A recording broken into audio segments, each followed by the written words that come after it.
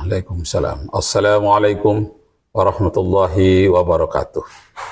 Nashkurullaha syukran katsira biqiraatil hamdalah ala hidayatihi wa taufiqihi alladzi nahnu na'isu biha. Bapak Ibu serta saudara-saudara sekalian, pertama-tama mari kita bersyukur kehadirat Allah Subhanahu wa taala. Salawat dan salam kepada junjungan alam Nabi kita Muhammad sallallahu alaihi wasallam. Mudah-mudahan kita mendapatkan syafaat beliau kelak pada hari kiamat. Nah, Bapak Ibu saudara-saudara sekalian, pada hari ini kita akan membahas tentang pertentangan antara murid dan guru. Nah, kita melihat semacam pertentangan antara murid dan guru. Misalnya, Imam Hanafi dia mengajarkan tidak berkunut. Nah, datang Imam Maliki berkunut. Imam Maliki pakai kunut subuh maksudnya. Padahal Imam Hanafi itu sebagai gurunya tidak memakai kunut subuh. Tapi apakah terdapat pertentangan atau penghinaan dari Maliki yang berkunut kepada Hanafi yang tidak berkunut? Tidak. Mereka biasa-biasa saja. Nah, ini jadi pelajaran bagi kita. Dan kemudian kita ambil pula pelajaran. Imam Maliki berkunut. Lalu muridnya yang sangat terkenal ke seluruh dunia, Imam Syafi'i. Imam Syafi'i juga berkunut subuh seperti Imam Maliki. Tapi tidak pula lah Imam Hanafi ini mengatakan guruku yang benar Maliki.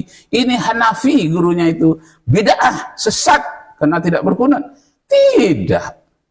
Mereka murid dan guru berbeda-beda, malah saling memuji.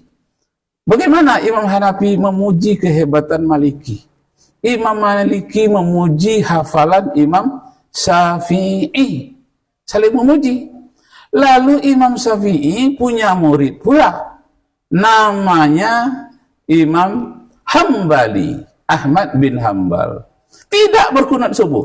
Nah, apakah Imam Hambali ini mencerca saya lebih pintar dari guru saya Imam Syafi'i dalam hal kunut? Imam Syafi'i itu bodoh dalam hal kunut, dalam hal yang lain dia hebat. Tak pernah Imam Hambali mengatakan demikian. Cuma bedanya Imam Hambali ini fikih-fikihnya banyak mengumpulkan hadis-hadis tentang hukum, hadis-hadis tentang fikih. Walaupun tentang akidah juga tidak sedikit, tapi lebih banyak hadis-hadis yang dikumpulkannya tentang fikih. Nah, karena hadis-hadis tentang fikih yang banyak digunakan oleh beliau, maka orang menyebut fikihnya adalah fikih Ahmad bin Hambal.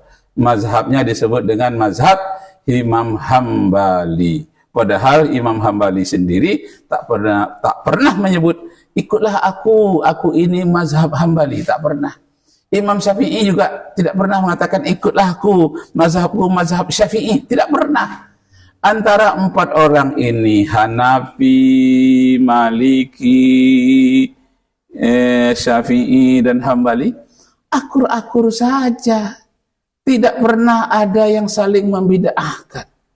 Tidak ada yang saling memasukkan ke neraka.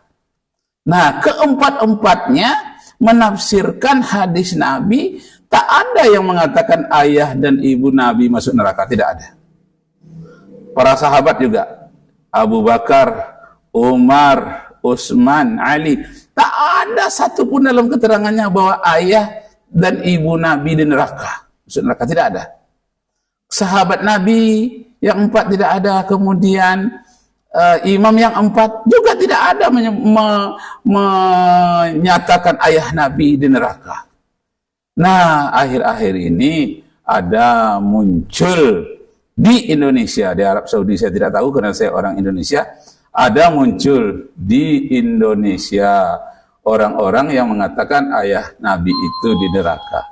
Nah, hal yang seperti itu kita kira harus diluruskan. Masya Allah, sebentar ada tamu yang datang.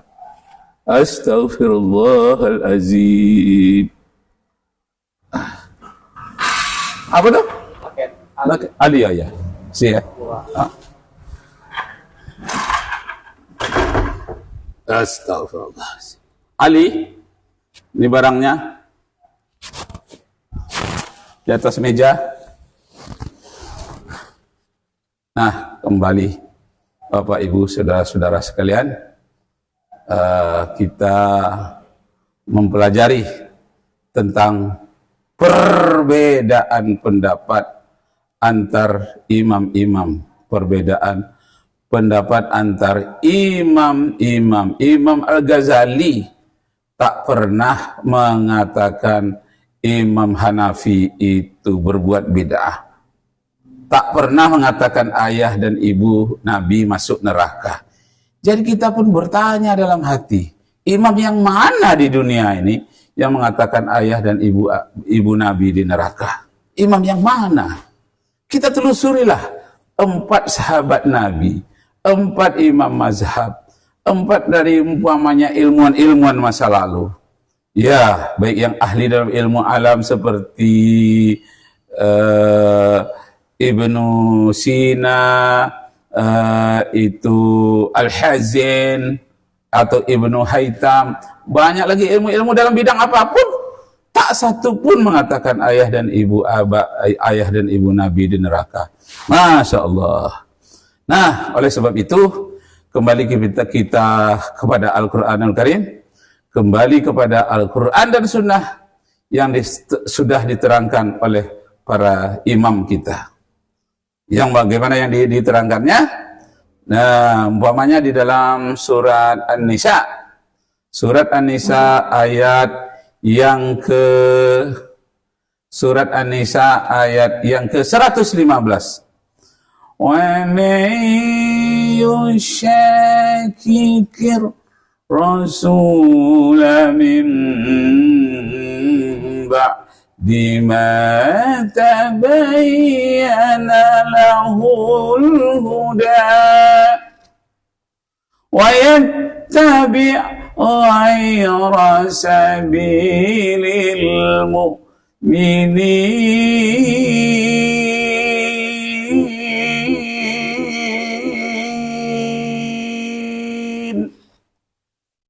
nuwallihi tawalla wa nuslihi jahannam wa sa'at masira. Sadaqallahul azim. Wa man yushakikir rasula, tahukah kamu siapa sebetulnya orang yang menentang Rasul? Orang yang menentang Rasulullah adalah orang yang menghina Rasulullah, yang mengatakan ayah dan ibu Nabi di neraka. Tapi kan ada hadis yang mengatakan itu. Iya, otakmu itu dalam menerjemahkan hadis itu salah.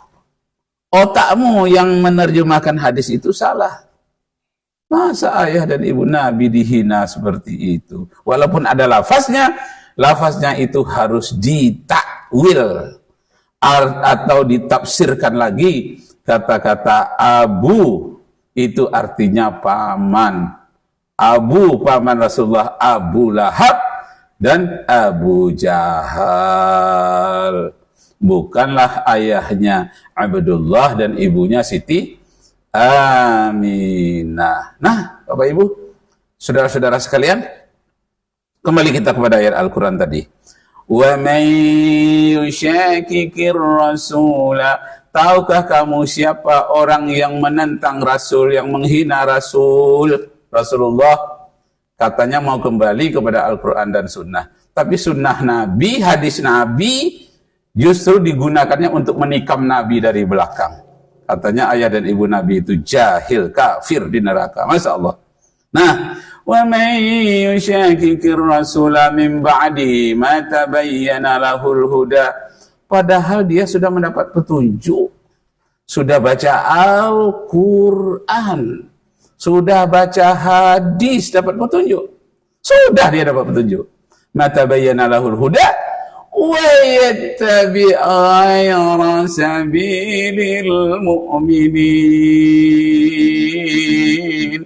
Tapi dia mengikuti jalan yang bukan jalan orang yang beriman, bukan jalan pikiran orang beriman, tapi jalan pikiran orang jahiliyah, atau jalan pikiran orang komunis, atau jalan pikiran orang-orang yang anti-Islam. Ghaira sabilil mu'minin, selain dari jalan orang-orang yang beriman, yang menyudutkan Nabi, keluarga Nabi, termasuk yang akhir-akhir ini, yang menyudutkan keturunan Nabi, yang disebut dengan Ba'lawi itu. Kemudian yang Said-Said itu, yang keturunan-keturunan Rasulullah itu. Memang ada pribadi-pribadinya yang salah silap, tapi janganlah pula sampai kepada Nabi yang direndahkan. Umpamanya ada oknum itu sendiri, entah siapalah namanya itu, entah Syihab, entah Ba'lawi, entah apalah namanya itu, pribadi-pribadi tetap ada. Manusia tidak ada yang sempurna, tapi janganlah menyalahkan seluruh keturunan Nabi. Kalau ada anak cucunya satu-satu yang menyimpang, ya pasti ada keturunan Abu Lahab, Abu Jahal itu juga masih sekeluarga dengan Nabi. Nah, karena itu mari kita jernihkan pikiran kita. Jangan menjadi orang mayyusyakikir rasula min ba'di ma tabayyana lahul huda wa yattabi' ghayra sabilil mu'minin. Mereka mengikuti jalan-jalan yang bukan jalan orang yang cinta kepada Nabi, bukan cinta orang yang beriman. Peringatan Maulid Nabi, Isra dan Mi'raj itu adalah mengikuti jalan orang cinta kepada Rasulullah. Tak mungkin orang yang tak cinta kepada Rasulullah memperingati Maulidnya, tak mungkin. Pastilah hanya orang yang cinta kepadanya yang memperingati Maulidnya. Oh, cinta tanpa maulid, bisa juga. Cuma saya katakan siapa yang memperingati maulid itu pasti orang yang mencintai Nabi. Yang tidak memperingati, ada juga cinta, ada. Nah, tapi janganlah kita secara umum mengatakan seluruhnya itu tidak bagus karena tidak dicontohkan oleh Rasulullah. Justru jangan pula lah sampai kita menjadi orang yang mayyusyakikir rasula, menjadi orang-orang yang penentang Rasulullah. Mayyusyakikir rasula min ba'di ma tabayyana lahul huda wa yattabi' ghayra sabilil mu'minin. Karena mereka telah mengikuti jalan-jalan yang bukan jalan orang yang cinta kepada orang mukmin, bukan jalan orang yang beriman. Apalagi dikatakan wa nusalli, dan mereka akan merasakan wa nuslihi jahannam, mereka itulah akan merasa jilatan api neraka jahannam. Wasa'at masira, neraka jahanam itulah tempat yang paling jelek. Saat jelek, masira tempat kembali yang jahat, masira tempat kembali. Nah, Bapak Ibu saudara-saudara sekalian, karena itu mulai hari ini marilah kita bersangka baik kepada orang sama-sama mukmin. Apakah dia menciptakan metode Iqra? Tak dicontohkan oleh Rasulullah. Cintai metode Iqra, itu niatnya baik agar bagaimana orang mudah cepat membaca Al-Quranul Karim di Indonesia, kalau perlu tingkat dunia. Dan orang membuat perguruan tinggi juga tidak dicontohkan oleh Rasulullah. Kemudian orang memberi baju, itu Ka'bah. Mana ada pernah Rasulullah mencontohkan, dikasih pasang kiswah ya, dikasih baju, sekali setahun ditukar bajunya menjadi baju baru. Lalu dibersih-bersihkan, disapu-sapu setiap sekali setahun. Itu tidak ada contoh dari Rasulullah. Tapi kita membaca ada niat baik di dalamnya. Ambillah niat yang baik itu. Kalau ada hal-hal pribadi, orang-orang yang melakukan hal yang tidak baik, itu singkirkan saja. Mari kita ambil yang baiknya. Nah, Firamli mengatakan, yang dari Malaysia, buang yang keruh, ambil yang jernih, agar tentram pribadi. Buang yang keruh, ambil yang jernih, agar pribadi-pribadi kita ini mendapatkan mutmainnah, tentram. Nah, akhirnya saya ingin membacakan hadis dari Rasulullah SAW. Inna Allah la yaqbidul ilma intiza'an yantazi'uhu al-ibadu, walaki yaqbidul ilma biqabdil ulama, hatta iza lam yabqi alimun ittakhazan nasu ru'usaha juhalan fasu'ilu fa'aftau bighairi ilmin fadallu wa adallu. Nah, saya ulangi.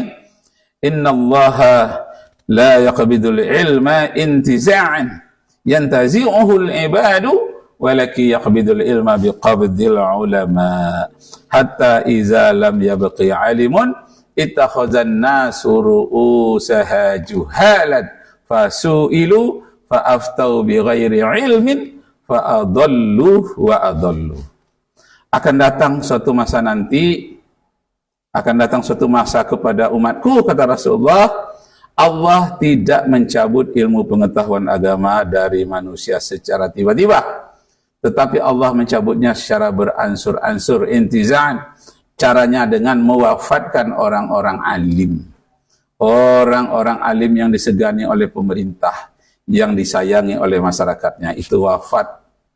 Nah, hatta iza lam yabqi alimun, apabila tidak ada lagi orang-orang yang alim, yang berwibawa, yang didengar kata-katanya, ittakhazan nasu ru'usaha juhalan, manusia pun akan mengambil orang-orang yang tidak berilmu. Orang jahil diangkat menjadi pemimpin. Orang yang bodoh akan diangkat jadi pemimpin. Ketika pemimpin yang bodoh-bodoh itu ditanya, fasu'ilu, dia ditanya tentang yang diurusnya, maka dia fa'aftau bighairi ilmin, dia memberikan pendapat fatwa tidak berdasarkan ilmu yang sebenarnya. Fa'aftau bighairi ilmin fadallu, maka dia sebetulnya sesat. Wa adallu, dan mampu pula menyesatkan kepada orang lain. Jadi kalau masyarakat pribadinya sesat, hanya dia saja yang sesat. Tapi kalau pemimpin yang sesat, masyarakat yang di bawahnya ikut pula menjadi sesat. Karena itu, mari kita hindari yang seperti itu. Nah, doa Rasulullah supaya kita tidak tersesat. Apa doa Rasulullah? Allahumma faqihna fid din. Ya Allah, berilah kami pemahaman yang benar tentang agama ini. Wa allimna ta'wil, dan ajarkanlah kami ilmu tentang ta'wil, tentang penafsiran yang benar. Jangan terlalu harfiah, jangan terlalu tekstual, dan jangan pula terlalu kasar pemahaman kami. Jadikanlah halus ilmu kami, halus pembawaan kami, indah tingkah dan laku kami seperti tingkah lakunya Rasulullah yang menjadi contoh kita. Laqad kana lakum fi Rasulillahi uswatun hasanah liman kana yarjullaha wal yawmal akhirah wa dzakarallaha katsira. Ila huna, syukran jazila ala husni asma'ikum. Arju minkum afwan in wajadtum fiha khata'at, wa billahi taufiq wal hidayah. Wassalamu alaikum warahmatullahi wabarakatuh.